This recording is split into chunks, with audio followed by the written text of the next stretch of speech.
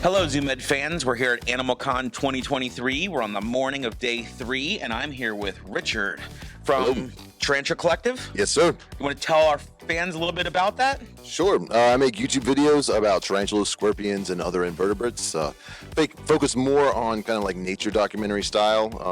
At least that's what I've been doing a lot lately. Trying to do more of that kind of stuff, but also do a lot of like top 10 lists and care videos. So you do a lot of in the field work.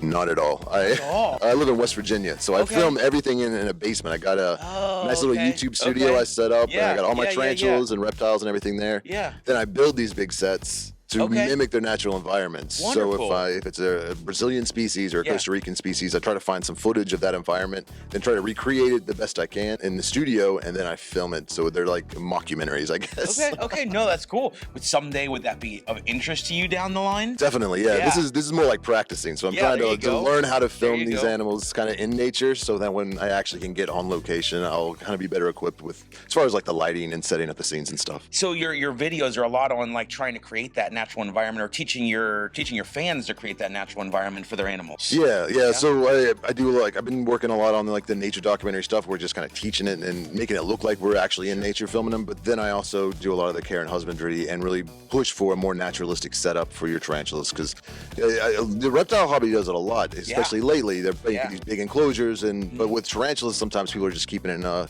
Tupperware container or like a Sterilite box and with just a cork bark hide and a water dish. But the more we've been researching tarantulas, we're finding out they're a little bit more intelligent than we actually thought they were. So they would actually benefit from more enrichment in their enclosure. Their environment, absolutely. So trying to push that like bioactive or naturalistic setup, I think is going to be really beneficial for them. That's great. Taking it. No, you're absolutely right. The reptile hobby has seen a huge push in enrichment in recent years. Yeah. So that's wonderful to take that into the tarantula world. Have you been keeping for a long time? Yeah, I got my first tarantula in 2000, so about 23 years ago, essentially to get over my fear of tarantulas. And then moved around the country. I had one tarantula most of the time, and then I got married and bought a house and realized I'm not moving anywhere anytime soon. And all of a sudden my collection exploded. Now I've got about 200 tarantulas over about 100 different species. Oh, that's fantastic. Any favorites amongst them? My favorite is always the green bottle blue tarantula, the Chromatopelma cyanopubescens. Why is that? Yeah, because it's the best tarantula out there, really. I mean, if you're looking for a tarantula that burrows, that webs up a whole lot, that is, will do some arboreal, it's more like a semi-arboreal species, but is also extremely colorful, a lot of reds and blues and greens.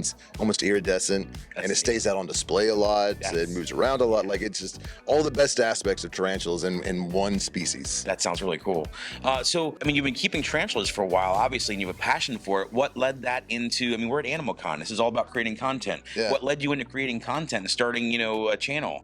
Laziness initially. I just I took a lot of photos and would post them online, and people would ask questions like, how did you set up that enclosure? And I got tired of typing it all out with my thumbs, and I was like, I'm just going to make a video and post it, and then I can just link that. And a lot of people found that was helpful, so I was like, I'll do it on other topics. And kind of just slowly did it as I got annoyed answering the same questions. Like, I'll make a video on that too. And then I was like, maybe I should actually put some time into this. And so I started doing it that way, and it just kind of organically grew into, and now it's my full-time job. That's a really unique answer. I've been asking that question for a couple days now and haven't gotten that answer, But I guess we live in a visual world. People like to visualize what you're saying. Now people ask you that question, you'd be like, this is the link. Yeah. go to the video, right? I had never used a camera before. I just was using my cell phone camera, but in like making those videos, I got into photography and videography, and now that's all I want to do is just film tarantulas. That's fantastic. Do you have any future plans on videos or species you want to work with, or ideas, or anything new coming on the horizon? I'm really trying to work on the naturalistic kind of nature documentary style videos, just because nobody out there is really doing that on YouTube, at least in our niche.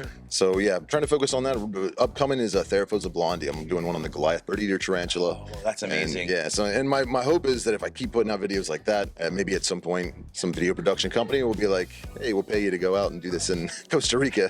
I have to admit, I mean, they are an amazing species, but every time I see one, the little hairs in the back of my neck go up, because I look at that thing and go, that's huge. And especially when they, the rearing behavior, it's like, oh, no. When they see you, the hairs on the back of their abdomen go up too. That's probably why they're doing it. It's absolutely why they're doing it. But yeah, so creating content. We're all about we have young people here walking around, and they're looking to get inspired. Do you have any words of wisdom to pass on to anybody who's looking to create in the future? Find something you're passionate about. I think that's like the key, and pretty much anybody will tell you. Like if you're wanting to do this, it's a lot of work, and it's a deceiving amount of work. I think a lot of people look at a video and it's 10 minutes long, and they think it probably took 10 minutes to make. In reality, it took hours and hours and hours, and you got to learn how to edit. You got to learn how to master audio. There's a lot of stuff you don't think about that goes into it. So make sure it's a topic that you're passionate about, because then all that work will be a blessing and not a chore. That's amazing advice. Thank you very, very much. Enjoy the rest of AnimalCon.